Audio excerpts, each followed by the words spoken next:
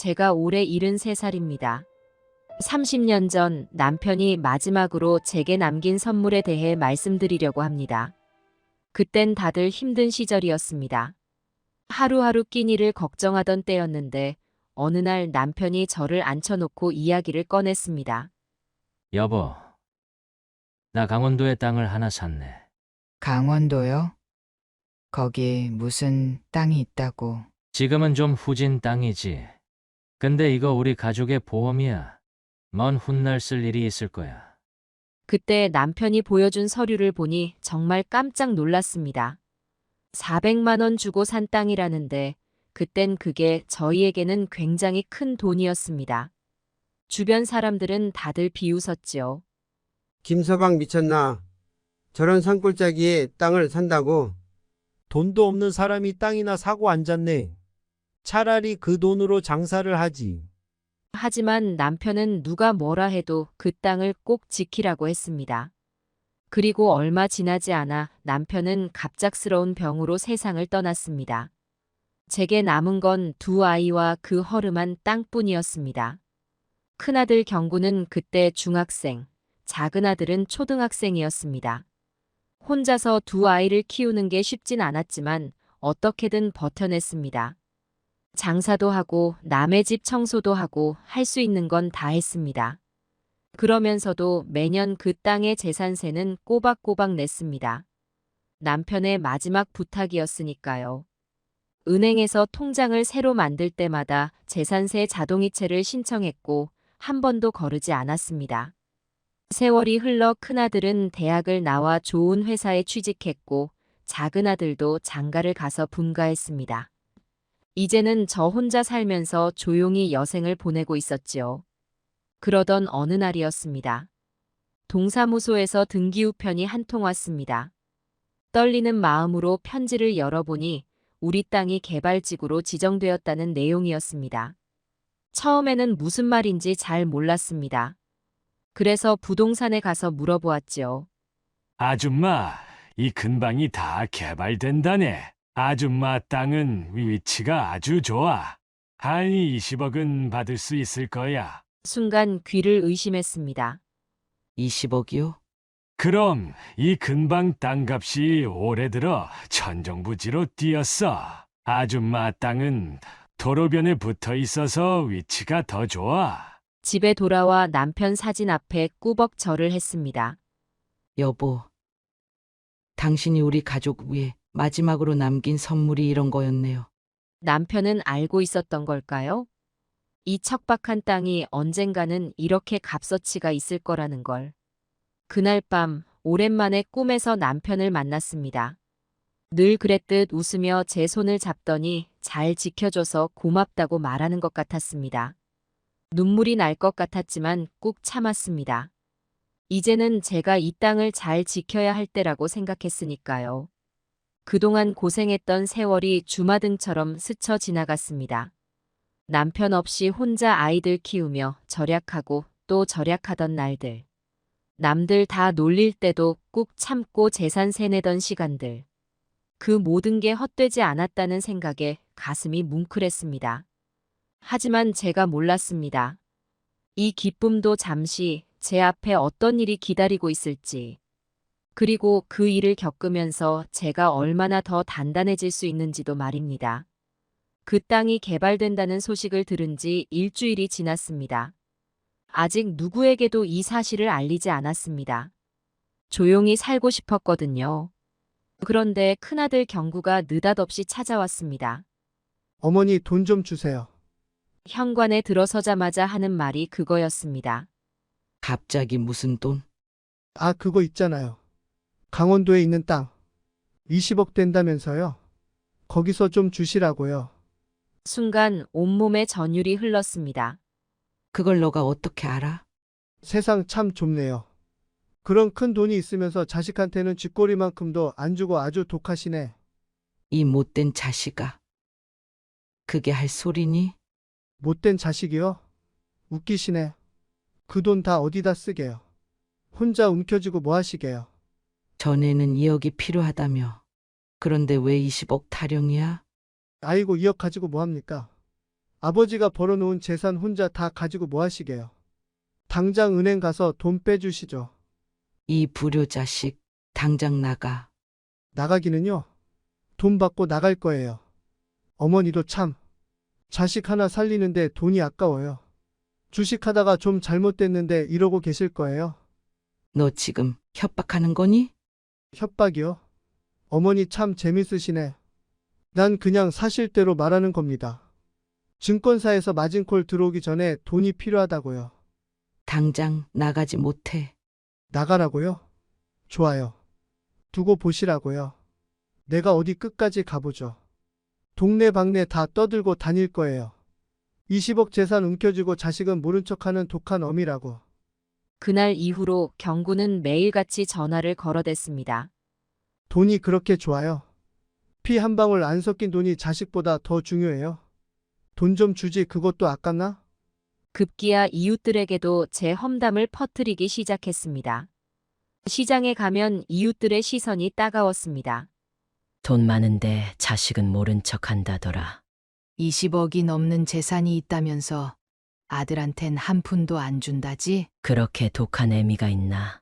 교회 권사님이 저를 찾아왔습니다. 말순 씨, 그래도 당신 아들인데 좀 도와주지, 그래. 권사님. 그 애가 얼마나 허황된 소리를 하고 다니는지 아세요? 허황된 소리라뇨? 당신 땅이 20억이 넘는다면서요? 그 돈이면 아들 하나 살리고도 남잖아요.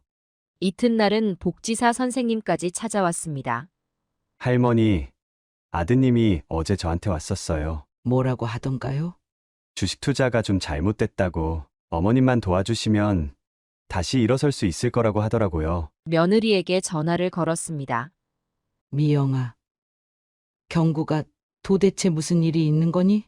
어머님, 제가 찾아뵐게요. 더는 혼자 감당하기가 힘들어요. 며느리의 목소리가 떨렸습니다. 그날 저녁 경구가 또 전화를 걸어왔습니다. 어머니 이번 주말까지 돈 안 주시면 은행에서 대출 받을 거예요. 어머니 도장으로요. 뭐라고? 에이 도장 어디 숨겨뒀는지 다 알아요. 내가 그 집에서 몇 년을 살았었는데 이 패류나. 너 설마. 아버지 재산인데 뭐 어때요? 제가 이러는 것도 다 어머니 때문이에요. 돈 좀 주시지. 그날 밤 잠을 이루지 못했습니다. 아들의 행패가 점점 도를 넘어서고 있었습니다. 이대로 가다가는 정말 무슨 짓을 저지를지 모를 일이었습니다. 혹시나 하는 마음에 금고를 확인해 보니 역시나였습니다. 도장이 있던 자리가 비어 있었습니다. 그 순간 전에 없던 분노가 치밀어 올랐습니다.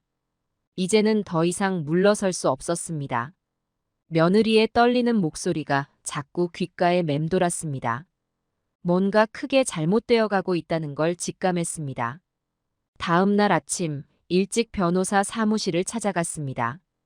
땅 매각 절차와 신탁 방법, 경구에 대한 법적 대응까지 세세하게 상담했습니다.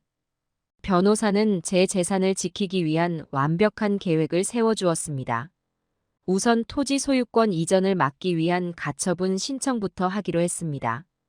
변호사와 상담을 마치고 나오는데 며느리에게서 전화가 왔습니다.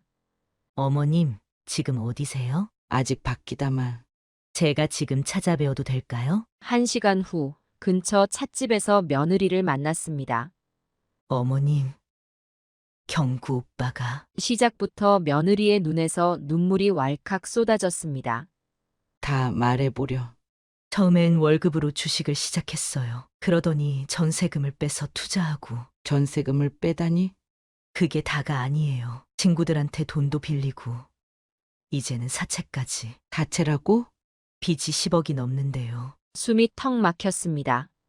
어떻게 그런 일이? 매일 밤 채권자들 전화에 시달리고 있어요. 그래서 2억을 달라는 거였구나. 2억이요? 아니에요, 어머님. 오빠가 어머님 땅 문서 위조해서 은행 대출을 알아보고 다녔어요. 뭐라고?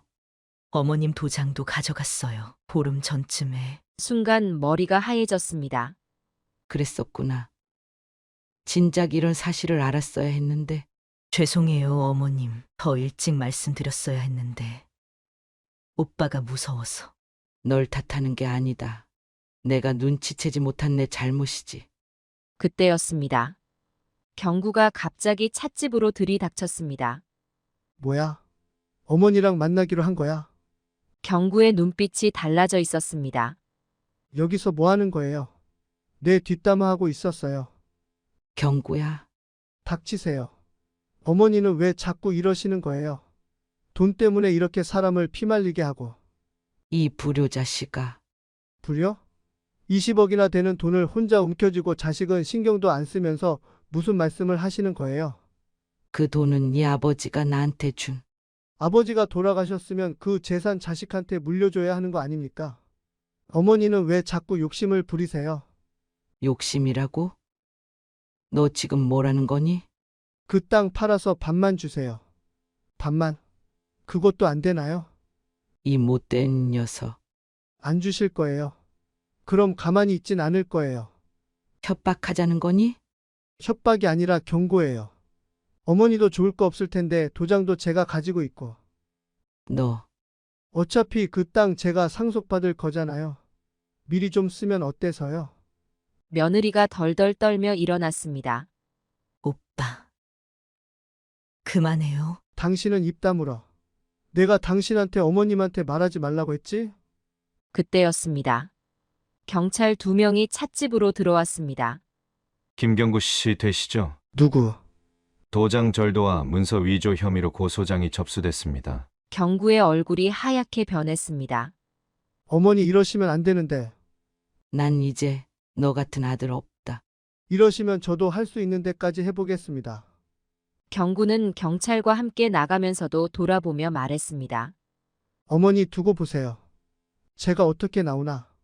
그날 저녁 집에 돌아와 보니 제 방이 완전히 뒤집혀 있었습니다. 서랍장은 다 열려 있었고 옷장도 엉망이었습니다.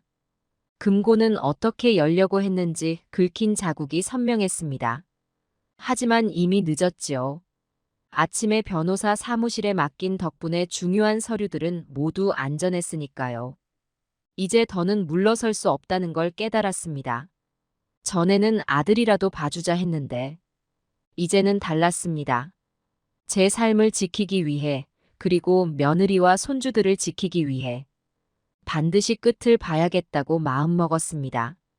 다음 날 아침 더 충격적인 사실들이 드러났습니다. 경구가 회사에서 쫓겨났습니다. 회사 동료를 통해 알게 된 사실은 충격적이었습니다. 경구가 회사 공금 3억을 주식 투자에 썼다는 것입니다. 거래처 대금을 받아 입금해야 할 돈을 빼돌린 것이었습니다. 다음 주 회계 감사를 앞두고 있어 형사 고발이 불가피한 상황이었습니다. 하지만 이건 시작에 불과했습니다. 경구는 동네를 돌아다니며 제가 치매 초기라는 소문을 퍼뜨리고 다녔습니다. 재산 관리를 자기가 해야 한다며 이장님까지 찾아다녔습니다. 30년을 살아온 동네에서 이런 소문이 돈다는 게 참으로 끔찍했습니다.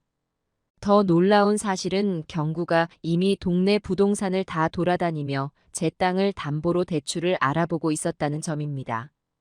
제 도장으로 계약금까지 받으려 했으나 다행히 부동산에서 본인 확인을 요구해 무산되었습니다. 그날 오후 경찰서에서 연락이 왔습니다. 경구가 회사의 공금 횡령 고소로 구속되었다는 소식이었습니다. 구속된 그 시점에 며느리를 통해 더 큰 문제를 알게 되었습니다. 경구가 이미 제 땅을 담보로 사채를 썼다는 충격적인 사실이었습니다. 월 5천만 원의 이자를 내야 하는 상황이었습니다. 곧 사채업자들이 찾아올 것이라는 며느리의 말에 즉시 행동에 나섰습니다. 우선 며느리와 아이들을 미리 준비해둔 오피스텔로 피신시켰습니다. 그리고 바로 변호사를 찾아갔습니다. 이제 더는 물러설 수 없었습니다.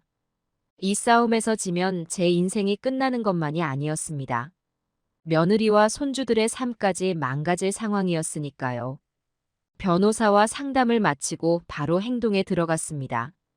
우선 법원에 경구의 부동산 가압류 신청을 했습니다.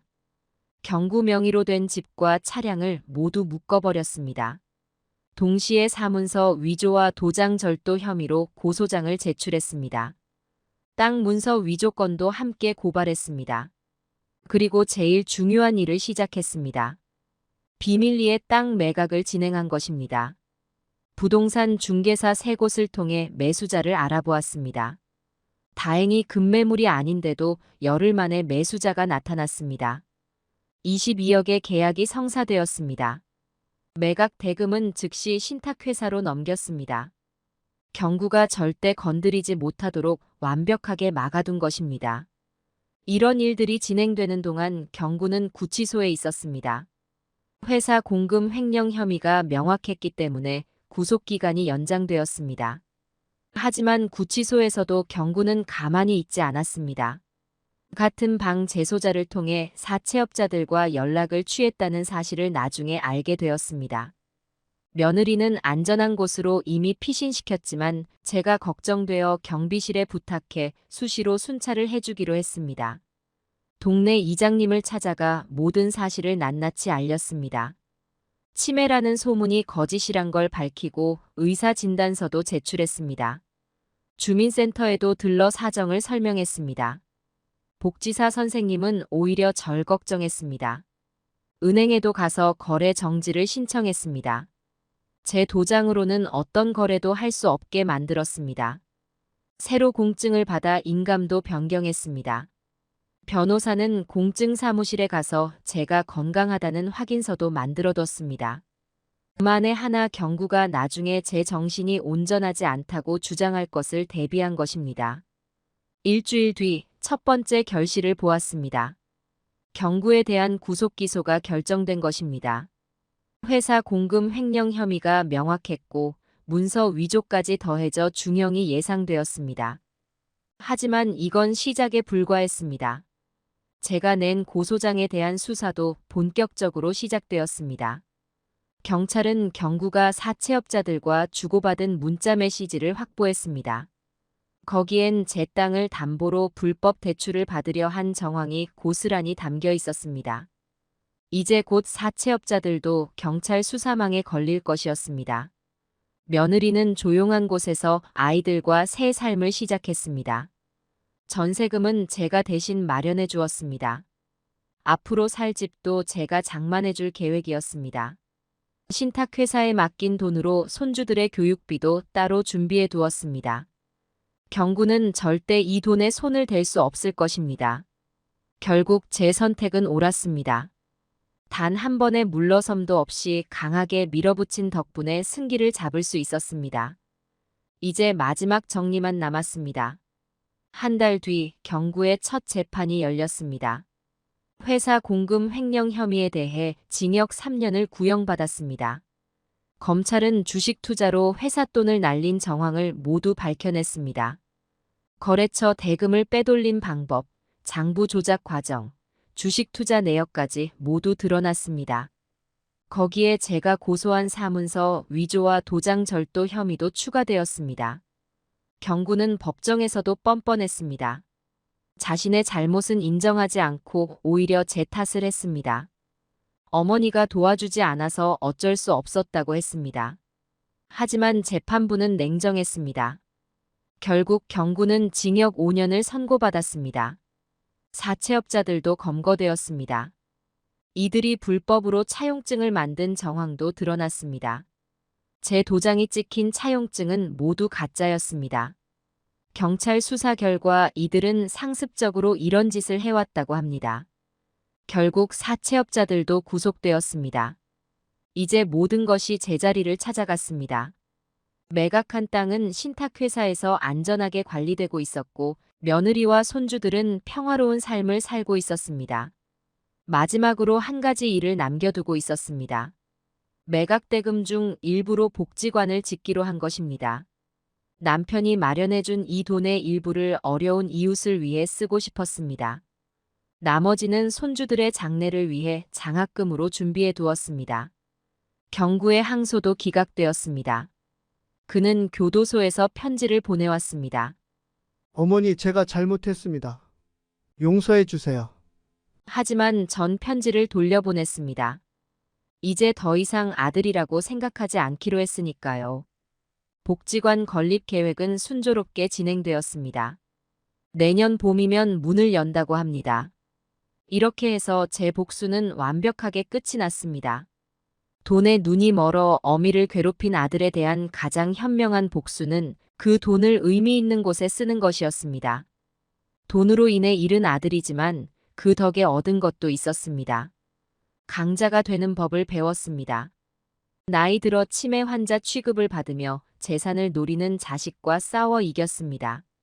73년을 살며 처음으로 누군가에게 등을 돌리는 법도 배웠습니다. 그게 내 자식이라도 때론 등을 돌려야 한다는 걸 깨달았습니다. 며느리와 손주들은 잘 지내고 있습니다. 경구가 없는 게 오히려 더 평화롭다고 합니다. 손주들은 새 학교에서 잘 적응했고 며느리도 일을 시작했습니다. 복지관은 예정대로 문을 열었습니다. 동네 어르신들의 쉼터가 되었습니다. 치매 환자라고 소문내던 그 어르신들이 이제는 제가 지은 복지관에서 점심을 드시고 있습니다. 장학재단도 설립했습니다. 매년 10명의 학생에게 장학금을 지원하기로 했습니다. 가정 형편이 어려운 학생들을 돕고 싶었습니다. 신탁회사에서는 정기적으로 수익 현황을 보내옵니다. 원금은 손주들의 미래를 위해 안전하게 보관되어 있습니다. 경구는 여전히 옥중에 있습니다. 이제는 그의 소식에 마음이 흔들리지 않습니다. 돈 때문에 악에 바친 자식과 싸워 이긴 후 그 돈으로 더 많은 이웃을 돕게 된 제 선택이 옳았다고 믿습니다. 남편이 마련해준 땅이 결국 이렇게 쓰이게 될 줄은 몰랐습니다. 하지만 이게 최선이었습니다. 이제 저는 매일 아침 복지관에 들러 어르신들과 이야기를 나눕니다. 제 나이에 새로운 삶을 시작하게 될 줄은 몰랐습니다. 강해질 수밖에 없었던 제 선택이 결국 많은 이들에게 도움이 되는 결과를 낳았습니다. 이것이 제가 선택한 복수의 끝이었습니다. 아들은 잃었지만 더 큰 가족을 얻었습니다. 이제는 더 이상 뒤를 돌아보지 않으려 합니다. 앞으로도 제 선택을 후회하지 않을 것입니다. 안녕하세요, 여러분. 제 이름은 김혁태라고 합니다. 올해로 75살이 되었습니다. 오늘은 제 인생에서 가장 큰 시련과 그 극복 과정에 대해 말씀드리려고 합니다. 저는 평생을 성실하게 살아왔다고 자부합니다. 은행에서 40년 넘게 일하며 쉬지 않고 일했죠. 그 덕에 은퇴 후에는 편히 쉴 수 있는 여유도 생겼습니다. 하지만 그 평화로운 노후가 한순간에 무너질 줄은 몰랐습니다.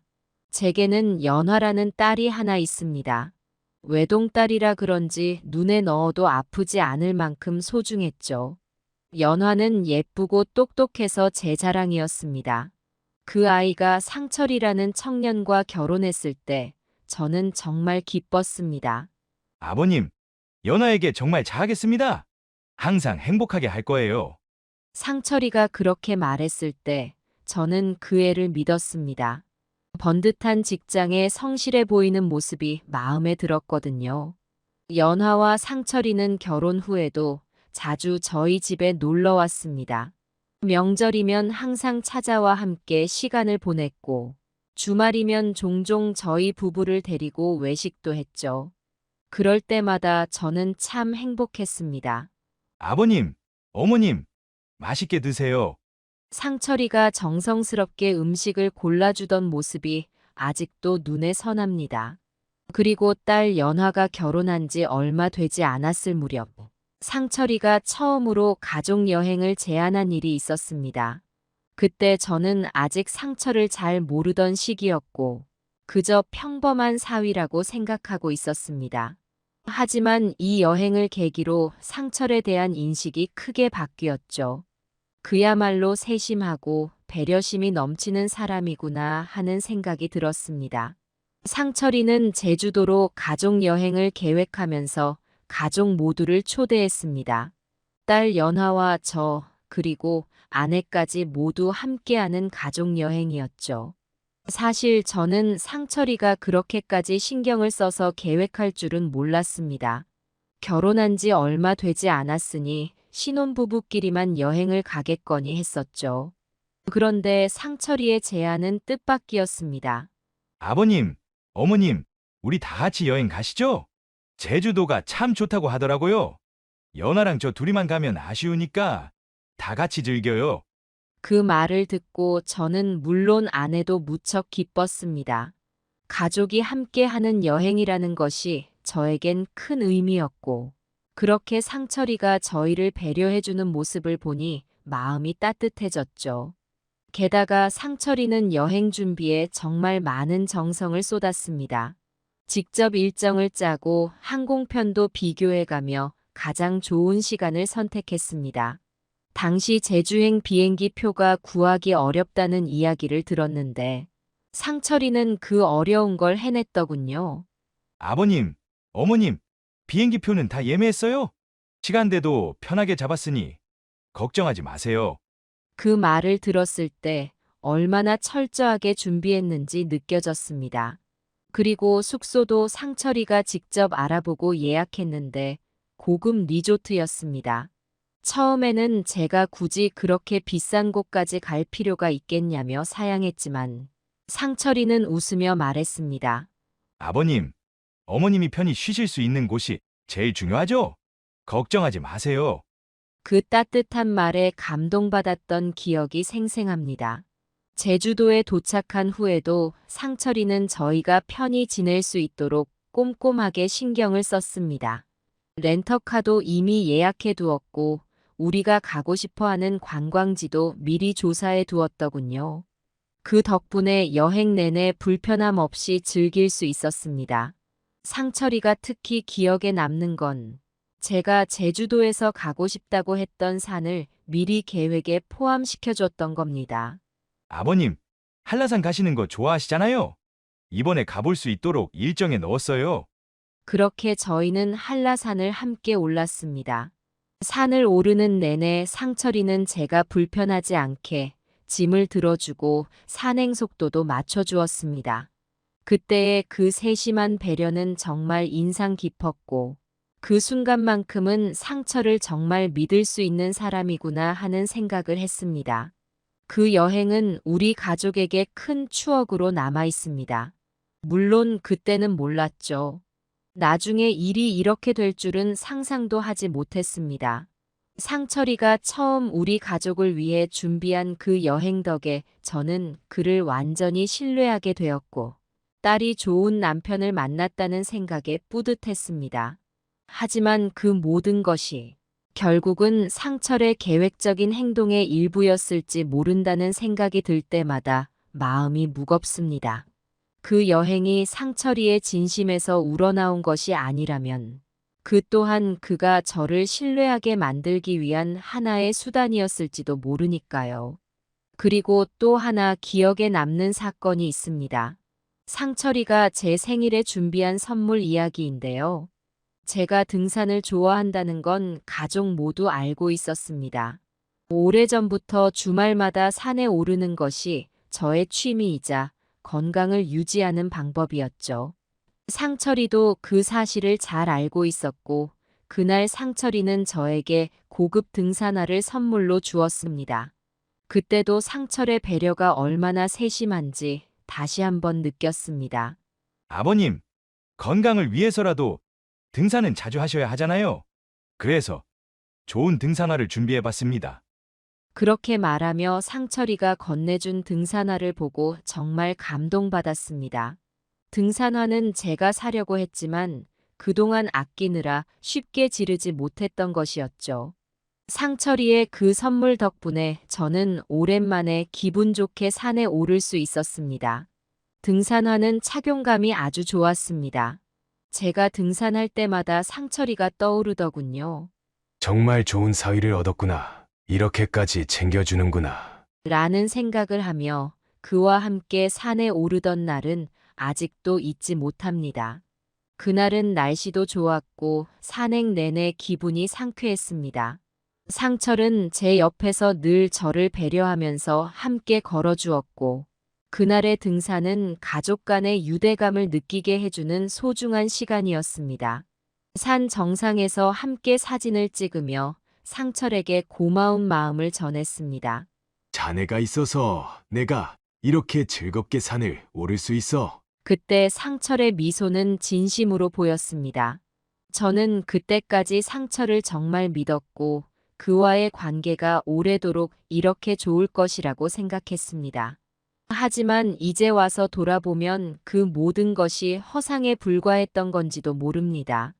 그때의 여행과 선물이 진짜 상철의 마음에서 비롯된 것이었다면 어떻게 나중에 그토록 철저히 변할 수 있었을까 하는 생각이 듭니다. 지금은 그 모든 기억들이 씁쓸한 추억으로 남아있지만 한때는 그 순간들이 제 인생에서 가장 행복한 순간 중 하나였습니다. 상철은 그렇게 저를 배려하고 저희 가족을 잘 챙기는 사람으로 보였습니다. 그의 세심함에 감동받았고 그 덕분에 저는 그에게 마음을 열게 되었습니다. 상철이가 가족을 위해 그렇게 세심한 배려를 보였던 시간들은 이제 모두 지난 일입니다. 그렇게 시간이 흘러 어느 날 상철이가 저를 찾아왔습니다. 아버님, 잠시 시간 좀 내주실 수 있으세요? 그래, 무슨 일인데? 사실 제가 사업을 시작하려고 하는데 자금이 좀 부족해서요. 상철이의 말에 저는 잠시 망설였습니다. 하지만 상철이의 진지한 표정을 보니 마음이 움직이더군요. 얼마나 필요하니? 은행 대출을 받으려면 보증이 필요합니다. 아버님께서 보증만 서주시면. 보증이라. 그게 좀 부담되는데. 걱정 마세요. 아버님, 이번 사업은 정말 성공할 겁니다. 절대 피해 안 드릴게요. 상철이의 열정적인 모습에 저는 결국 넘어가고 말았습니다.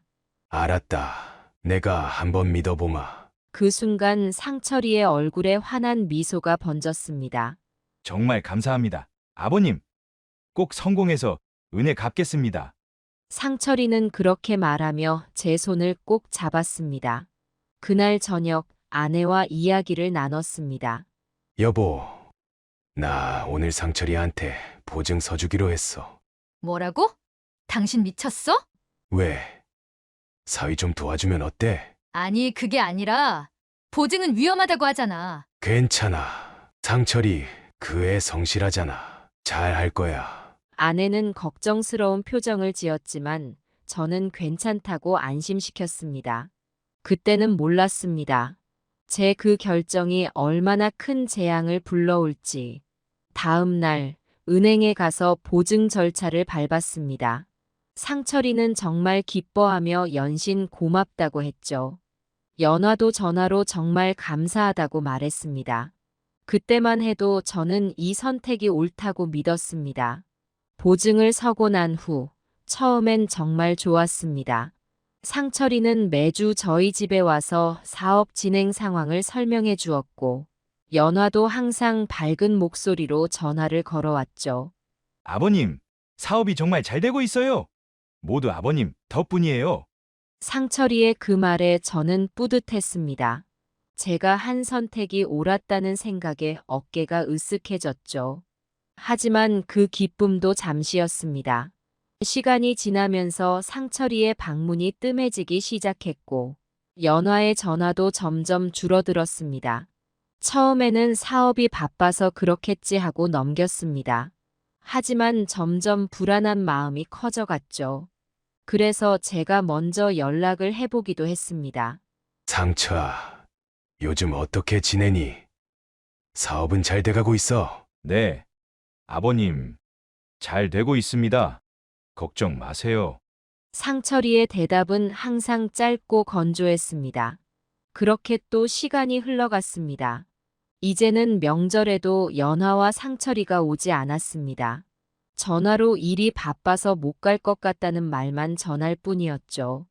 저는 점점 더 불안해졌습니다. 혹시 사업에 문제가 생긴 건 아닐까? 내가 보증을 서준 게 잘못된 걸까? 이런 생각들이 머릿속을 맴돌았습니다. 하지만 저는 여전히 그들을 믿고 싶었습니다. 제가 그토록 사랑하는 딸과 믿었던 사위. 그들이 저를 배신할 리 없다고 생각했죠. 보증을 선 지 6개월이 지났을 무렵부터 상황이 더 이상해지기 시작했습니다. 상철이의 방문은 뜸해졌고 전화도 잘 받지 않았습니다. 사업하느라 바쁜가 보다 하고 넘기기엔 너무 연락이 안 됐어요. 불안한 기운에 잠도 잘 못 잤습니다. 그래서 직접 상철이의 회사를 찾아가 보기로 했습니다. 아버님, 갑자기 왜 오셨어요? 상철이의 얼굴에 당혹감이 역력했습니다. 그냥 궁금해서 사업장 한번 보고 싶어서. 네. 그런데 지금은 좀 바빠서. 사무실 안은 어수선했고 직원들의 표정도 밝지 않아 보였습니다.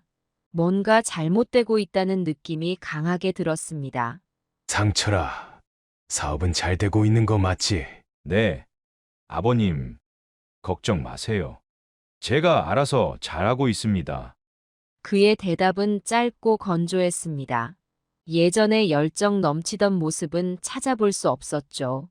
집으로 돌아오는 길 마음이 무거웠습니다. 그날 이후로 상철이는 더욱 연락을 피하기 시작했습니다. 전화를 해도 받지 않았고 문자에도 대답이 없었죠. 연화에게 물어봐도 별다른 대답을 듣지 못했습니다. 아빠, 남편 일에 제가 어떻게 알아요? 걱정 마세요. 딸의 목소리에서도 예전의 다정함은 찾아볼 수 없었습니다. 불안한 마음에 잠 못 이루는 날이 많아졌습니다. 아내는 제게 말했죠. 여보, 그냥 은행에 가서 물어보는 게 어때요? 아니야. 아직은 조금만 더 기다려보자. 하지만 제 마음속 불안은 점점 커져만 갔습니다. 그러던 어느 날 정말 두려웠던 일이 일어나고 말았습니다. 은행에서 전화가 온 거였습니다. 김혁태님, 보증하신 대출금 상환기일이 다가오고 있습니다. 그 순간 제 머릿속이 하얘졌습니다. 손이 떨려 전화기를 제대로 잡을 수도 없었습니다. 네. 무슨 말씀이세요? 이상철 씨께서 대출금을 상환하지 않으셨습니다. 보증인이신 김혁태님께서 책임을 지셔야 할 것 같습니다. 전화를 끊고 나서 저는 곧바로 상철이에게 전화를 걸었습니다. 하지만 역시나 전화는 받지 않았습니다. 집으로 달려가 연화를 만나려 했지만 문은 굳게 닫혀 있었고 아무도 나오지 않았습니다. 연아야, 문 좀 열어라. 아빠다. 아무리 외쳐도 대답이 없었습니다. 그 순간 저는 모든 것을 깨달았습니다. 제가 그토록 믿었던 사위가 그리고 사랑하는 딸마저 저를 속였다는 사실을. 집으로 돌아와 아내에게 모든 걸 털어놓았습니다. 여보, 우리가 완전히 속은 것 같아. 에이, 설마요. 그래도 연하는 우리 딸인데. 아니야. 이제 모든 게 끝난 것 같아. 그날 밤 저는 한숨도 못 잤습니다. 머릿속으로 지난 시간들이 주마등처럼 스쳐 지나갔습니다. 상철이가 처음 사업 얘기를 꺼냈을 때의 열정적인 모습. 연화가 아빠, 정말 감사해요. 라고 말하며 환하게 웃던 모습. 그리고 점점 멀어져가는 그들의 모습까지. 내가 뭘 잘못한 걸까? 왜 그들은 나를 이용한 걸까? 이런 생각들로 밤새 뒤척였습니다. 다음 날 아침, 저는 마지막으로 한 번 더 시도해 보기로 했습니다. 상철이의 회사로 찾아갔죠. 하지만 그곳에는 아무도 없었습니다. 문은 잠겨 있었고 간판도 떼어져 있었습니다. 주변 상인들에게 물어보니 며칠 전에 야반도주했다고 하더군요. 그 순간 저는 모든 것을 포기해야 한다는 걸 깨달았습니다. 더 이상 제가 믿고 의지했던 가족은 없었습니다. 그저 제 노후를 망가뜨린 사기꾼들만 남아있을 뿐이었죠. 집으로 돌아오는 길, 제 발걸음은 무거웠습니다. 이제 어떻게 해야 할지, 앞으로의 삶을 어떻게 살아가야 할지 막막했습니다. 아내에게 모든 걸 설명하고 나니 아내도 눈물을 흘렸습니다. 여보, 우리 이제 어떻게 살아야 해? 글쎄, 나도 모르겠어. 하지만 우리가 할 수 있는 건 해봐야지. 그날부터 우리의 고난의 나날이 시작되었습니다. 은행의 독촉 전화는 매일같이 계속되었습니다. 아침부터 밤늦게까지, 심지어 주말에도 쉴 새 없이 울리는 전화벨 소리에 저는 점점 지쳐갔습니다. 김혁태님, 언제쯤 상환하실 수 있으십니까? 조금만 더 시간을 주세요. 노력하고 있습니다. 하지만 이미 충분한 시간을 들였습니다. 더 이상은 매일 같은 대화의 반복이었습니다. 처음에는 공손하게 말씀드리던 은행 직원들의 어조도 점점 날카로워졌습니다. 결국 저는 빚을 갚기 위해 모든 재산을 정리하기로 결심했습니다. 40년 동안 모아온 전 재산을 쏟아부어야 했죠. 가장 먼저 팔아야 했던 건 우리 부부의 아파트였습니다. 30년 동안 살아온 보금자리를 떠나야 한다는 생각에 가슴이 아팠습니다. 여보, 우리가 여기서 얼마나 많은 추억을 쌓았는지 몰라요. 아내가 눈물을 흘리며 말했습니다. 나도 알아. 하지만 어쩔 수 없어. 빚을 갚아야 해. 저도 목이 메었지만 강한 척 해야 했습니다. 아파트를 팔고 작은 월세 방으로 이사했습니다. 평생 모아온 가구와 살림살이 대부분을 처분해야 했죠. 우리 부부의 인생이 담긴 물건들을 하나씩 정리할 때마다 가슴이 찢어지는 것 같았습니다. 노후를 위해 모아둔 적금과 주식도 모두 해지했습니다. 은퇴 후에 안정된 삶을 꿈꾸며 차곡차곡 모아온 돈이었는데 순식간에 사라져버렸습니다. 하지만 이 모든 노력에도 불구하고 빚은 완전히 갚기 어려웠습니다. 이자가 눈덩이처럼 불어나고 있었기 때문이죠. 그 와중에 딸 연하와 사위 상철은 여전히 무관심한 태도였습니다. 수차례 연락을 시도했지만 대부분 무응답이었고 가끔 연락이 닿아도 냉담한 반응뿐이었습니다. 어느 날 겨우 상철과 통화가 되었습니다. 상철아, 이게 무슨 일이냐? 왜 이러는 거니? 아버님, 제가 뭘 어쨌다고 그러세요? 보증 서준 것 때문에 우리가 얼마나 고생하고 있는지 알기나 하니? 아버님이 보증 서주신 건 맞지만 사업은 제 책임이 아닙니다. 이제 그만 신경 쓰십시오. 상철의 차가운 목소리에 저는 할 말을 잃었습니다. 제가 그토록 믿고 의지했던 사위가 이렇게 냉정할 줄은 몰랐습니다. 연하와도 통화를 시도했지만 그녀 역시 남편 편을 들며 더 이상 연락하지 말라고 했습니다. 아빠, 이제 그만하세요. 우리도 힘들어요. 더 이상 연락하지 마세요. 딸의 말 한마디에 저는 완전히 무너져 내렸습니다. 제가 그토록 사랑하고 아끼던 딸이 이렇게 저를 외면할 줄은 꿈에도 생각하지 못했습니다. 이 모든 상황이 저를 철저하게 무너뜨렸습니다. 평생 성실하게 살아왔다고 자부했던 제 인생이 한순간에 무너져 내리는 것 같았습니다. 잠을 이루지 못하는 날이 많아졌습니다. 밤새 천장을 바라보며 어떻게 이 상황을 헤쳐나갈 수 있을지 고민했지만 답은 보이지 않았습니다. 건강도 급격히 나빠졌습니다. 스트레스로 인해 혈압이 오르고 가슴이 답답한 증상이 자주 나타났습니다. 하지만 병원에 갈 돈조차 없었죠. 주변 사람들의 시선도 힘들었습니다. 한때 존경받던 은행 지점장이었던 제가 이제는 동네에서 수군거림의 대상이 되었습니다. 저 집딸이 사기를 쳤대. 아니, 사위가 사기꾼이래. 자식 때문에 노후 망쳤대. 불쌍해. 이런 말들이 들릴 때마다 저는 고개를 숙이고 빠르게 지나갈 수밖에 없었습니다. 친구들과의 만남도 피하게 되었습니다. 한때는 골프도 치고 등산도 함께 다녔지만 이제는 그들과 마주칠 용기조차 나지 않았습니다. 아내도 많이 지쳐 보였습니다.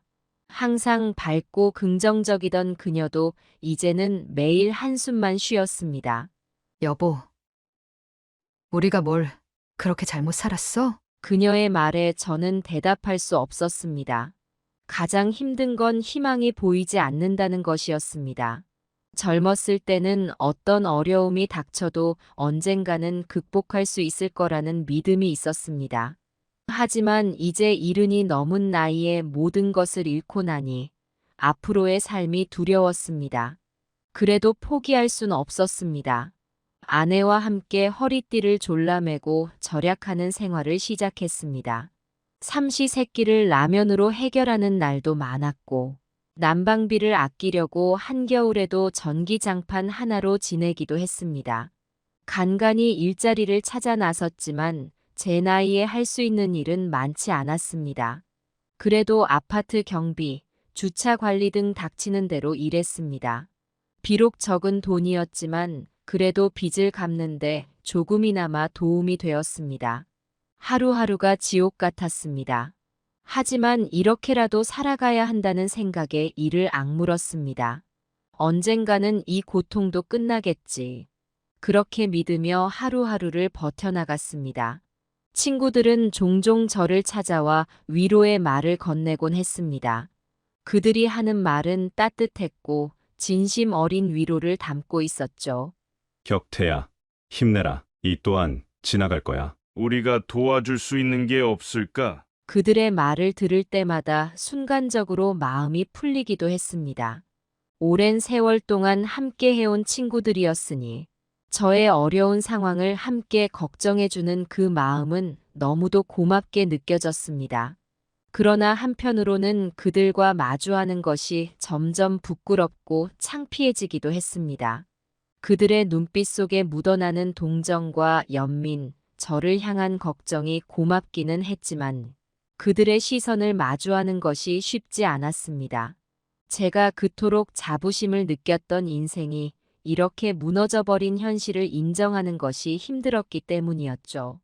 그들은 말로는 위로했지만 그 시선 속엔 저의 처지를 동정하는 감정이 짙게 배어 있었습니다.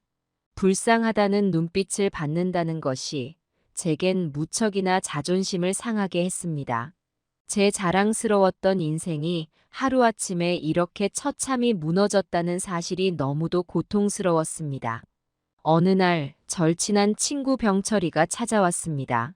그는 평소에도 매우 현실적이고 신중한 사람이었고 저와는 젊을 때부터 속내를 털어놓고 이야기하던 친구였죠. 병철이는 다른 친구들과는 달리 조금 더 직설적이고 현실적인 충고를 아끼지 않는 사람이었습니다.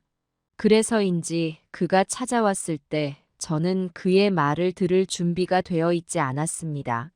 병철이는 저를 보자마자 한숨을 내쉬며 진지한 표정으로 말했습니다. 격태야, 내가 늘 뭐라고 했었지? 보증 서는 건 절대 하지 말라고 했잖아. 그 말이 제 가슴을 찌르는 듯 했습니다. 병철이가 한 말은 정확했습니다. 그가 수년 동안 제게 경고했던 바로 그 일이 벌어졌다는 것을 부인할 수 없었으니까요. 저는 아무 말도 하지 못한 채 고개를 숙였습니다. 친구의 말이 너무도 뼈아프게 느껴졌기 때문이죠. 병철이는 이어서 말했습니다. 특히 가족이라고 해서 함부로 보증 서면 안 된다고 했잖아. 아무리 딸이고 사위라고 해도 세상은 그렇게 간단하지 않아. 그 말에 저는 무슨 말을 해야 할지 몰랐습니다. 그가 틀리지 않았다는 걸 알고 있었지만 그 사실을 인정하는 것이 너무도 고통스러웠기 때문입니다. 저는 그때까지도 딸과 사위를 완전히 믿고 있었고 그들이 나를 배신할 거라고는 꿈에도 생각하지 못했습니다. 병철이는 저를 향해 가슴 아픈 현실을 다시 한번 상기시켜 주었습니다. 격태야, 내가 예전부터 말했잖아. 가족끼리일수록 더 신중해야 한다고. 가족이라는 이유만으로 모든 걸 믿으면 안 된다고. 그의 말은 차가웠지만 사실이었습니다.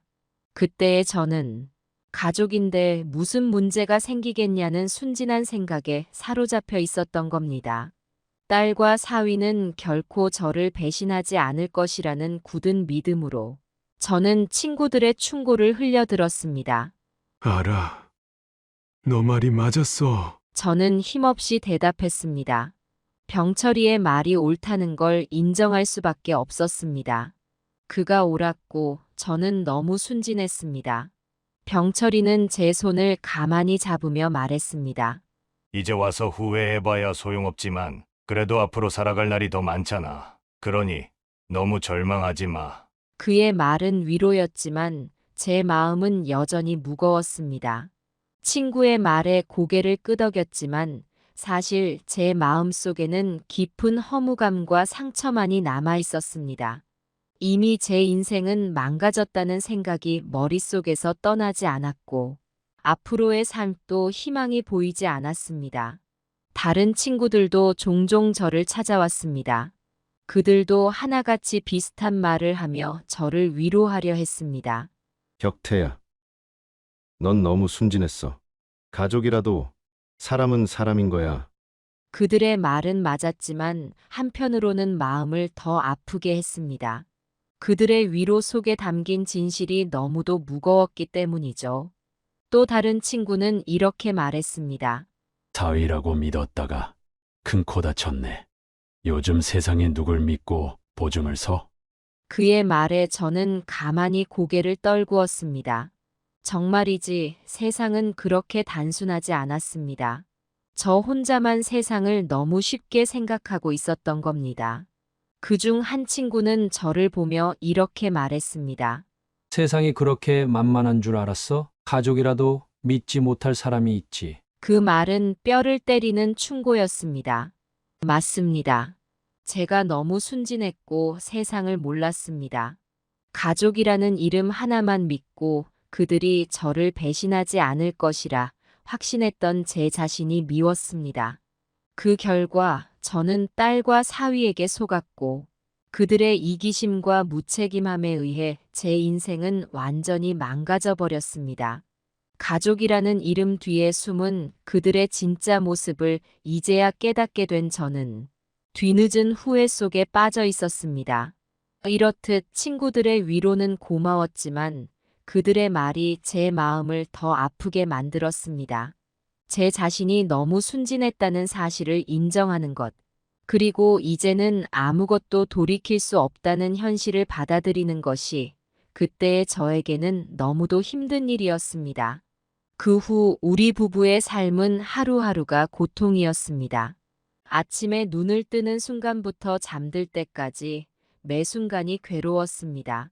노인정에서 시간을 보내거나 집에 갇혀 지내는 날이 많아졌습니다. 노인정에서도 구석에 앉아 혼자 시간을 보냈습니다. 다른 노인들과 어울리고 싶었지만 제 처지가 부끄러워 말을 걸 용기가 나지 않았습니다. 김 선생, 오늘은 바둑 한 판 두시겠습니까? 가끔 누군가 말을 걸어와도 고개를 저을 뿐이었습니다. 집에 있을 땐 끊임없이 과거를 회상했습니다. 행복했던 시절, 딸 연화가 어렸을 때의 모습, 상철이와 처음 만났던 날. 그 추억들이 제 마음을 더욱 아프게 했습니다. 빚을 갚느라 생활비조차 빠듯했습니다. 한 끼 식사를 걸러야 할 때도 많았고, 겨울엔 난방비를 아끼려고 전기장판 하나로 버텼습니다. 약값을 아끼려고 필수적인 약만 겨우 먹었습니다. 건강은 급격히 나빠졌습니다. 스트레스로 인한 불면증에 시달렸고 혈압도 불안정했습니다. 가슴 통증이 자주 찾아왔지만 병원에 갈 엄두를 내지 못했습니다. 가족의 배신감은 제 마음을 갉아먹었고 분노가 점차 커져갔습니다. 어떻게 자식이 부모한테 이럴 수 있지? 내가 너희를 어떻게 키웠는데? 연화와 상철은 우리의 안부를 묻기는커녕 오히려 무시하는 태도를 보였습니다. 명절에 보낸 문자 메시지도 읽지 않았고 전화도 받지 않았습니다. 한 번은 그들의 집 앞까지 찾아갔습니다. 하지만 문은 열리지 않았고 오히려 경비실에서 연락이 와 우리를 내쫓았습니다. 저기 주인분께서 나가라고 하십니다. 그 말을 듣는 순간 가슴이 찢어지는 것 같았습니다. 마을 사람들도 이제는 우리를 동정의 눈으로만 바라보았습니다. 저분들이 딸한테 사기 당했대. 아이고, 불쌍해서 어찌. 이런 소리가 들릴 때마다 고개를 푹 숙인 채 빠르게 지나갔습니다. 매일 밤 악몽에 시달렸습니다. 꿈에서 연화와 상철이 우리를 조롱하며 웃는 모습을 보곤 했습니다. 그럴 때마다 식은땀을 흘리며 깨어났고 다시 잠들지 못했습니다. 아내도 많이 힘들어했습니다. 한때 활기차고 밝았던 그녀의 모습은 온데간데 없고 매일 한숨만 쉬는 모습을 보는 것이 저를 더욱 괴롭게 했습니다. 여보, 우리가 뭘 그렇게 잘못 살았어? 그녀의 물음에 저는 대답할 수 없었습니다. 시간이 지나도 상황은 나아지지 않았습니다. 오히려 점점 더 악화되어 갔습니다. 빚은 줄어들지 않았고 건강은 더욱 나빠졌습니다. 이웃들의 시선도 점점 차가워졌습니다. 처음엔 동정이라도 해주던 사람들이 이제는 우리를 귀찮아하는 듯 했습니다. 또 저 영감탱이들이 와서 한숨만 쉬고 있네. 이런 말들이 들릴 때마다 가슴이 아팠습니다. 그래도 포기할 순 없었습니다. 아직 숨 쉬고 있다는 것, 그것만으로도 감사해야 한다고 스스로를 다독였습니다. 언젠가는 이 고통의 시간도 지나가리라 믿으며 하루하루를 버텼습니다. 하지만 그 언젠가가 언제 올지, 과연 올 수 있을지, 그 불확실한 미래를 향해 걸어가는 매 순간이 고통이었습니다. 시간이 흐를수록 저는 단순히 제가 피해자가 아니라는 생각이 들었습니다. 처음에는 실수였겠지, 어쩌다 그렇게 된 거겠지라고 생각했습니다. 하지만 점점 그게 아니라는 확신이 들기 시작했습니다. 연하와 상철, 그들은 단순한 실수로 이런 일을 저지른 게 아니었습니다. 의도적으로 저를 이용한 것이었죠. 그 생각이 들자 가슴속에서 분노가 치밀어 올랐습니다.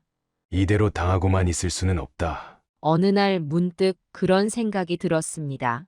상철의 사업은 실패했다고 하지만 제가 알기로는 그의 재산이 아직 꽤 남아 있었습니다. 은행에서 오랫동안 일했던 경험을 살려 조금 알아본 결과였죠. 그들이 저를 속이고 빼돌린 돈이 어딘가에 숨겨져 있다는 확신이 들었습니다. 복수를 결심하고 나니 마음이 조금은 편해졌습니다. 이제 더 이상 피해자로 머물러 있지 않겠다는 다짐이 제게 힘을 주었습니다. 먼저 법적 대응을 준비하기 시작했습니다. 집 근처에서 변호사를 만나 상담을 받고 어떤 방식으로 소송을 제기할 수 있을지 알아봤습니다. 동시에 증거 수집에도 착수했습니다. 상철이 사업 계획서를 제출할 때 썼던 서류들, 은행 대출 관련 서류, 그리고 그동안의 통화 기록 등을 꼼꼼히 모았습니다.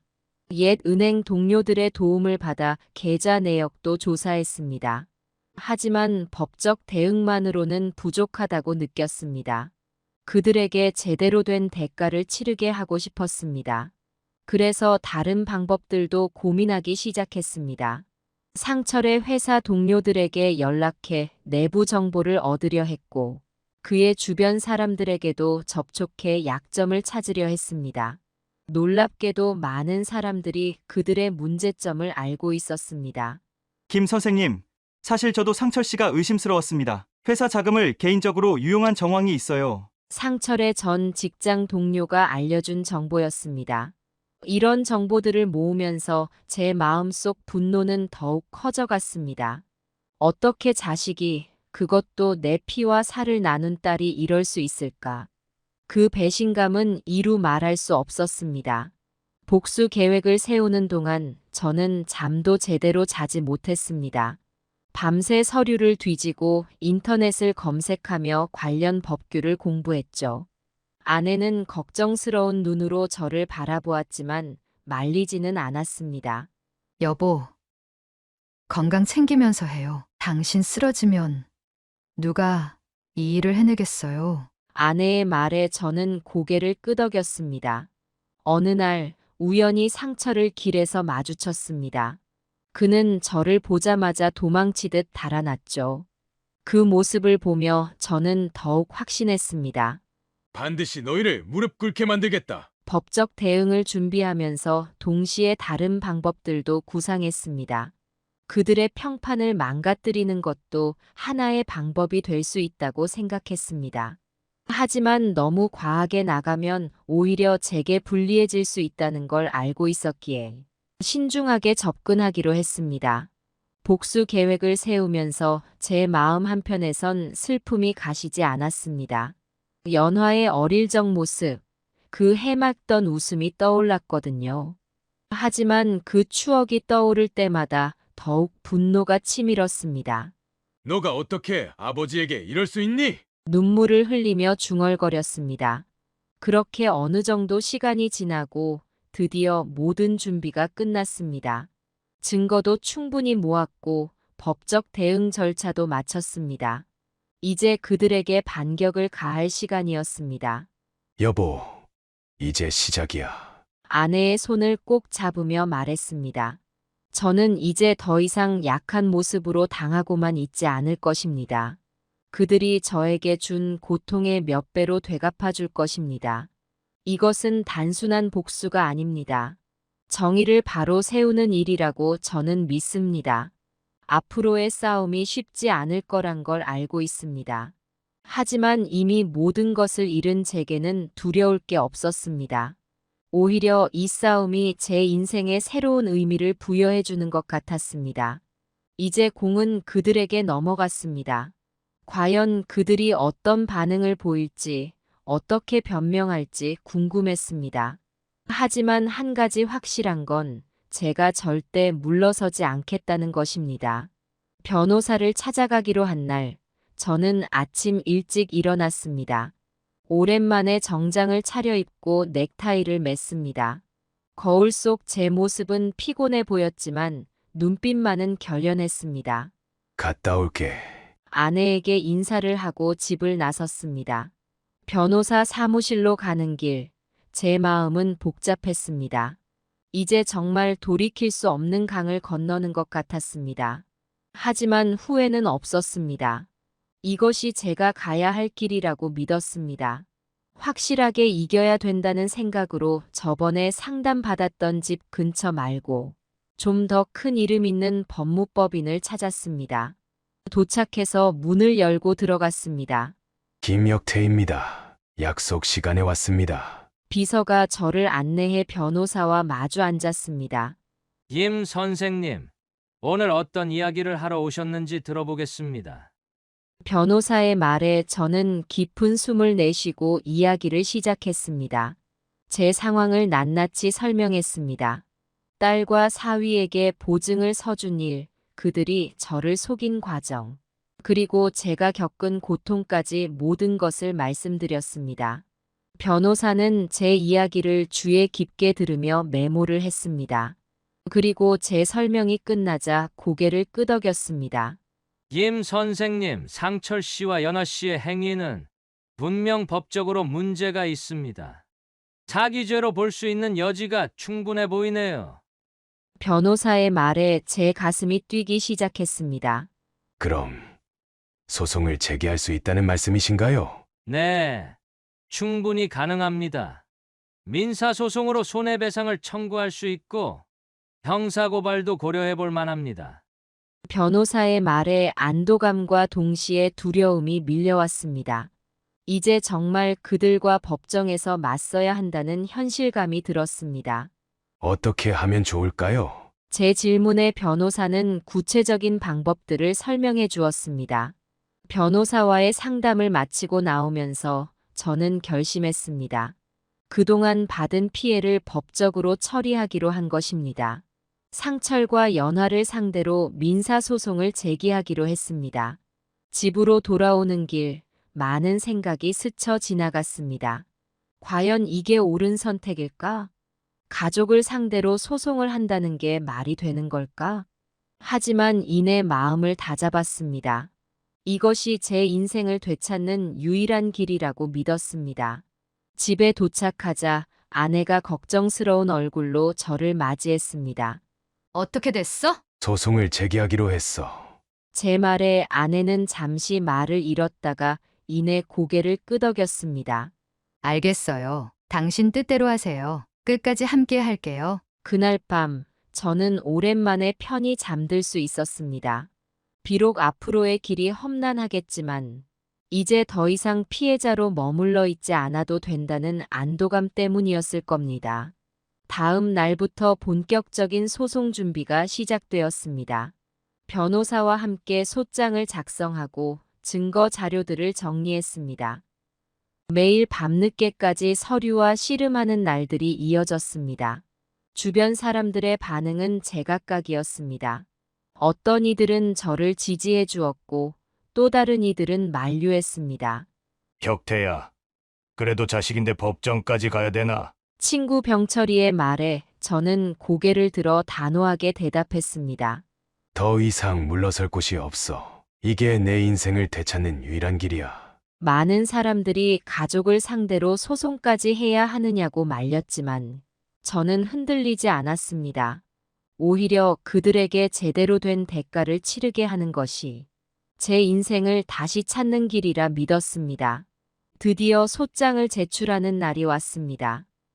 법원 앞에 서서 잠시 망설였지만 이내 마음을 다잡고 안으로 들어갔습니다. 소장을 접수하는 순간 이제 정말 돌이킬 수 없는 강을 건넜다는 생각이 들었습니다. 이제 공은 연하와 상철에게 넘어갔습니다. 그들이 어떤 반응을 보일지, 어떻게 대응해 올지 궁금했습니다. 하지만 한 가지 확실한 건 제가 절대 물러서지 않겠다는 것입니다. 이것이 제 인생의 마지막 싸움이 될지도 모릅니다. 하지만 저는 후회 없이 최선을 다할 것입니다. 그들에게 제대로 된 대가를 치르게 하고 제 인생을 되찾을 때까지 멈추지 않을 것입니다.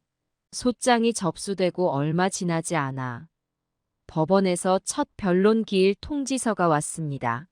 그 편지를 받아들고 있자니 현실감이 밀려왔습니다.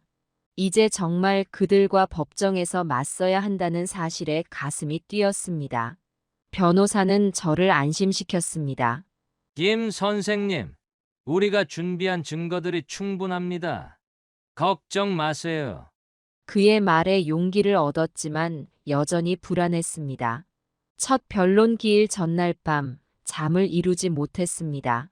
머릿속으로 계속해서 내일 있을 상황들을 그려보았습니다. 과연 법정에서 딸의 얼굴을 마주할 수 있을지, 제 마음이 흔들리지는 않을지. 아침이 밝았습니다. 아내가 조용히 제 양복을 꺼내 다려주었습니다. 힘내세요, 여보. 당신이라면 할 수 있어요. 그녀의 말에 고개를 끄덕이고 집을 나섰습니다. 법원 앞에 도착했을 때 저를 기다리고 있던 변호사가 보였습니다. 준비되셨습니까? 김 선생님? 네, 가시죠. 법정에 들어서는 순간 긴장감이 온몸을 휘감았습니다. 피고석에 앉아있는 연하와 상철을 보자 가슴이 아팠습니다. 하지만 이내 마음을 다잡았습니다. 오히려 모든 것을 밝힐 수 있다는 기대감이 컸습니다. 재판장님의 호명에 따라 저는 증인석에 섰습니다. 떨리는 마음을 가라앉히고 천천히 말을 시작했습니다. 존경하는 재판장님, 그리고 배심원 여러분, 제가 오늘 이 자리에 선 이유를 말씀드리겠습니다. 저는 처음 상철에게 보증을 서주게 된 과정부터 이야기를 시작했습니다. 딸을 위해 사위를 믿고 했던 선택이었다고 말씀드렸습니다. 당시 저는 제 딸의 행복을 위해서라면 무엇이든 할 수 있다고 생각했습니다. 상철이 사업 자금이 필요하다고 했을 때 저는 그를 믿었고 제 전 재산을 걸고 보증을 섰습니다. 이어서 그 후 겪었던 모든 고통을 하나하나 상세히 증언했습니다. 재산을 모두 잃고 노후를 망치게 된 과정, 그리고 가장 아팠던 것은 딸과 사위의 배신이었다고 말씀드렸습니다. 그들은 제 신뢰를 완전히 배신했습니다. 돈을 빼돌리고 저를 기만했습니다. 부모를 이용해 이득을 취하고 버린 것입니다. 제 증언이 끝나고 상철과 연하 측 변호사의 반대 신문이 시작되었습니다. 그들은 끝까지 자신들의 책임을 부인하려 했습니다. 김혁태 씨, 당신은 금융 전문가 아니었습니까? 그런데 어떻게 이런 실수를 할 수 있었나요? 저는 침착하게 대답했습니다.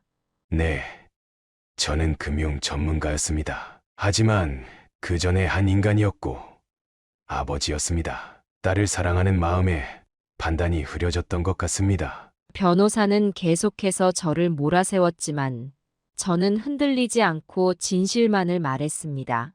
재판은 여러 차례 이어졌고 매번 새로운 증거와 증언들이 제시되었습니다. 상철과 연화는 끝까지 자신들의 책임을 인정하지 않았지만 증거들은 그들의 거짓말을 하나씩 밝혀갔습니다. 마지막 변론을 앞두고 저는 다시 한번 마음을 다잡았습니다. 이제 모든 것을 내려놓고 진실만을 말하리라 다짐했습니다. 존경하는 재판장님, 그리고 배심원 여러분, 저는 오늘 이 자리에서 진실만을 말씀드렸습니다. 제가 원하는 것은 단순한 금전적 보상이 아닙니다. 저는 정의가 바로 서기를 원합니다. 그리고 제 딸과 사위가 자신들의 잘못을 깨닫고 진정으로 반성하기를 바랍니다. 제 마지막 말이 끝나고 법정은 잠시 침묵에 빠졌습니다. 그리고 얼마 후 드디어 판결의 순간이 왔습니다. 본 법원은 원고 김혁태의 주장을 인정하여 피고 이상철, 김연화에게 15억 원의 손해배상금 지급을 명합니다. 순간 제 귀를 의심했습니다. 정말 제가 이긴 건가요? 또한 피고들의 행위가 사회적 물의를 일으켰음을 감안하여 도의적 책임을 물어 추가로 2억 원의 위자료 지급을 명합니다. 법정 안이 술렁이기 시작했습니다. 저도 모르게 눈물이 흘렀습니다. 상철과 연화는 넋이 나간 듯 서 있었습니다. 그들의 변호사가 항소를 준비하겠다고 했지만 이미 판사는 자리를 떠난 후였습니다. 법정을 나서는 순간 취재진들이 몰려왔습니다. 김혁태 씨, 소감 한 말씀 해주세요. 저는 잠시 생각하다 입을 열었습니다. 저는 단순히 돈을 되찾기 위해 이 싸움을 한 것이 아닙니다. 부모를 속이고 배신한 자식들에게 그들의 잘못을 깨닫게 해주고 싶었습니다. 이번 판결로 그들이 진정으로 반성하고 올바른 길로 돌아오길 바랍니다. 그날 이후 제 이야기는 신문을 통해 많은 곳에 알려지게 되었습니다. 많은 사람들이 저에게 지지와 응원의 메시지를 보내주었습니다. 상철과 연화는 사회적으로 큰 비난을 받았습니다. 그들의 회사는 문을 닫았고 지인들도 등을 돌렸다고 합니다. 판결 이후 저는 배상금을 받았습니다. 하지만 그것보다 더 큰 만족은 자신을 배신한 사람들에게 철저한 대가를 치르게 했다는 사실이었습니다. 처음에는 이 모든 과정이 제게도 고통스러웠습니다. 딸과 사위를 법정에 세우고 그들의 잘못을 만천하에 드러내는 것이 쉬운 일은 아니었습니다. 하지만 이제는 그 모든 것이 필요한 과정이었다고 믿습니다. 정의를 바로 세우고 제 인생을 되찾기 위해 꼭 필요했던 여정이었던 것입니다. 상철과 연화를 완전히 끊었습니다. 그들이 연락을 시도해왔지만 저는 응하지 않았습니다. 더 이상 그들과 어떤 관계도 맺고 싶지 않았습니다. 주변 사람들의 반응도 다양했습니다. 많은 이들이 저의 행동을 지지해 주었습니다. 혁태 씨, 정말 잘하셨어요. 그런 자식들은 확실히 처벌을 받아야 해요. 부모를 이용해 먹고 버리는 자식들 정말 문제예요. 혁태 씨 같은 분이 나서서 본보기를 보여주셔서 감사해요. 이런 말들을 들을 때마다 제가 한 선택이 옳았다는 확신이 들었습니다. 하지만 일부 사람들은 여전히 저를 이해하지 못했습니다. 그래도 피는 물보다 진한 건데 법정까지 가는 건 너무하지 않았나요? 이런 말을 들을 때면 가슴이 아팠지만 저는 제 선택을 후회하지 않았습니다. 판결 이후 저는 새로운 인생을 살아갈 힘을 얻었습니다.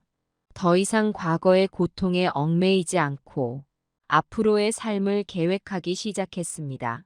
우선 건강 관리에 신경 썼습니다. 그동안 소송 스트레스로 망가졌던 몸을 추스르기 시작했죠. 운동도 시작하고 건강한 식단으로 바꾸었습니다. 또한 새로운 취미 생활도 시작했습니다. 항상 하고 싶었던 그림 그리기를 배우기 시작했고 봉사활동에도 참여하기 시작했습니다. 여보, 이제 우리 인생의 이 막을 시작하자. 아내와 함께 앞으로의 계획을 세우며 말했습니다. 그리고 저는 제 경험을 다른 사람들과 나누기로 했습니다. 마을 사람들에게도 친구들에게도 절대 가족이라고 믿고 함부로 보증 서주지 말라고 조언했습니다. 가족이라고 해서 무조건 믿으면 안 됩니다. 신중하게 판단하고 법적인 부분도 잘 알아보세요. 저처럼 인생 말년에 이런 고통을 겪지 않으려면 말이죠. 많은 사람들이 제 이야기를 듣고 깊은 생각에 잠겼습니다. 어떤 이들은 저를 찾아와 상담을 요청하기도 했습니다. 김 선생님, 저도 비슷한 상황에 처해 있어요. 어떻게 해야 할지 모르겠어요. 이런 분들에게 저는 제 경험을 바탕으로 조언을 해주었습니다. 그들이 저처럼 고통받지 않기를 바라는 마음에서였죠.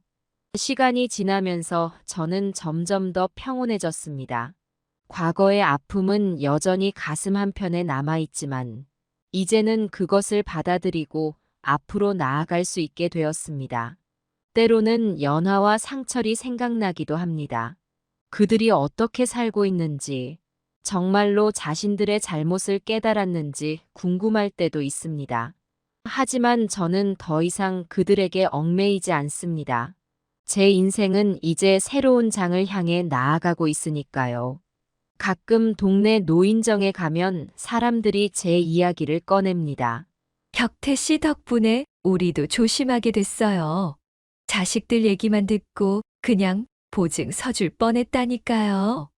이런 말을 들을 때면 제가 겪은 고통이 헛되지 않았다는 생각이 듭니다. 이제 저는 매일 아침 새로운 희망을 안고 일어납니다. 아내와 함께 산책을 하고 동네 주민들과 대화를 나누며 평화로운 노후를 보내고 있습니다. 물론 가끔은 우울한 감정이 찾아오기도 합니다. 딸의 결혼식 때 찍은 가족 사진을 보면 여전히 가슴이 아프기도 하죠. 하지만 그때마다 저는 스스로에게 말합니다. 이제 그만 과거는 놓아주자. 내 인생은 여기서 끝나지 않았어. 그렇게 하루하루를 보내다 보니 어느새 제 삶에 웃음이 돌아오기 시작했습니다. 이제 저는 다시는 같은 실수를 하지 않겠다고 다짐합니다. 그리고 제 경험이 다른 이들에게 작은 교훈이 되기를 바랍니다. 인생은 때로 우리가 예상치 못한 방향으로 흘러갑니다. 하지만 중요한 건 그 흐름에 휩쓸리지 않고 끝까지 자신의 삶을 지켜내는 것이라고 믿습니다. 제 이야기가 여러분께 어떤 의미로 다가갔는지 모르겠습니다. 하지만 제 경험이 누군가에게는 경고가, 또 다른 이에게는 위로가 되었기를 바랍니다. 앞으로도 저는 제 삶을 소중히 여기며 살아갈 것입니다. 그리고 기회가 될 때마다 제 이야기를 나누며 다른 이들이 저와 같은 실수를 반복하지 않도록 도울 것입니다. 마지막으로 드리고 싶은 말씀이 있습니다. 가족은 소중합니다. 하지만 그렇다고 해서 맹목적인 신뢰를 보내서는 안 됩니다. 건강한 관계는 서로를 존중하고 이해하는 데서 시작됩니다. 여러분의 인생에 행복과 평화가 가득하기를 바랍니다. 그리고 언제나 자신을 믿고 앞으로 나아가시기 바랍니다. 감사합니다. 이렇게 제 이야기를 써보며 저는 다시 한번 제 삶을 되돌아보게 됩니다. 힘들었던 순간들, 절망했던 시간들. 하지만 그 모든 것을 이겨내고 지금 여기에 서 있는 제 모습이 자랑스럽습니다. 앞으로도 많은 도전과 시련이 있겠지만 이제는 그것들을 두려워하지 않습니다. 제 안에 있는 강인함을 믿기 때문입니다. 여러분도 자신의 삶에서 어려움을 겪고 계신다면 절대 포기하지 마세요. 언제나 희망은 존재합니다. 그리고 그 희망을 믿고 나아갈 때 우리는 어떤 역경도 이겨낼 수 있을 것입니다. 다시 한번 제 이야기에 귀 기울여 주셔서 감사합니다. 여러분의 앞날에 행운이 가득하기를 바랍니다.